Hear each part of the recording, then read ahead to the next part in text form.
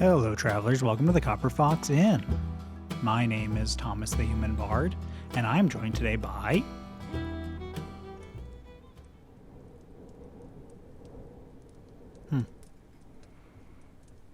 Yeah.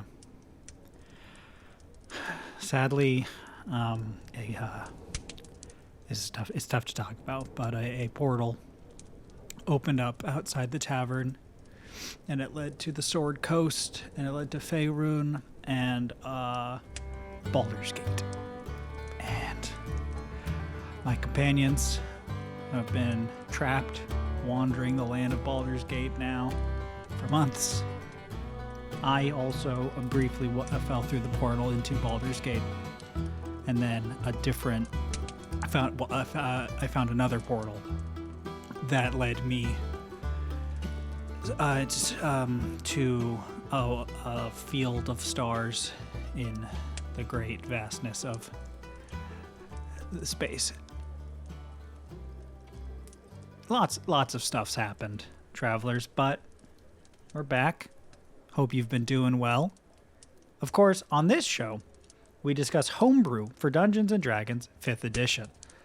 If you have homebrew that you'd like us to discuss on the show, homebrew that maybe you found somewhere, or that you've made yourself, please comment it down below or send it to us at our email, thecopperfoxinn@gmail.com. And on this episode, I wanted to talk about something slightly different. This isn't so much a homebrew, but it is a modification to the Dungeons & Dragons rules enacted in Baldur's Gate 3, the game that has stolen all of my friends from me. There's plenty that we could talk about with how Baldur's Gate 3 changes some spells, some actions, the action economy itself, some of the classes and their class features. But I wanted to talk about something more broad, which is the ability in Baldur's Gate 3 to at any moment enter turn-based mode. This essentially creates an instance of initiative as if you were in combat, but can be turned on at a moment's notice by the player in order to have more fine-tuned control over a certain event, or if you've noticed that a trap has gone off, you can turn it on in order to see if there's any place safe you could get to before the trap detonates or something like that. And this ability to have player-facing control of initiative is something that I found really interesting.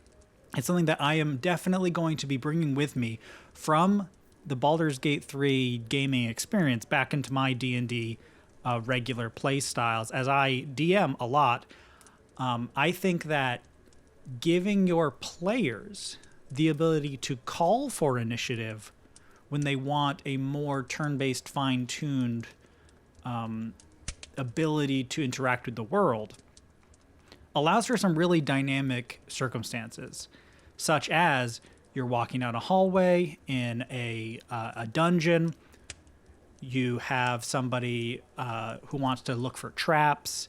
They make a roll of some sort to search for those traps. They find one, but in attempting to interact with the trap to disarm the trap, they fail. You can, instead of just saying, well, you fail, the trap goes off, make a dexterity saving throw, this happens. At any moment, they would have the opportunity to say, wait, I'd like to call for initiative. You roll initiative like normal, but on the player's volition, they don't feel like they have to be told by you, the DM, when they can and can't do this. And then turn order plays out as normal. You say, well, it's your turn. That means you have one action and perhaps a bonus action and your movement. What would you like to do? I've found that this creates some really interesting and dynamic situations, and it can really up the thrill factor and the engagement level. Normally, I find that there are some players who they want to just sit back. They want to sort of passively take in the playing experience as the DM describes to them. You're walking through this dungeon. As you step on a loose floor tile, there's a clicking noise. You've activated a trap. I'm going to need a dexterity saving throw. this makes them really lean in and constantly be waiting for that moment to jump in and say, real quick, before we go down this hallway, I'd like to call for initiative. And you can say, all right, roll for initiative. As you go down this hallway, each of you is going to go in turn, and you can choose where to go. You can choose what you'd like to interact with as you do it. And if perhaps somebody were to trigger a trap, the trap rolls initiative. And now anyone who goes before the trap has a chance of getting out of the way in time. This also rewards higher initiative, which I think is something that D&D doesn't do enough.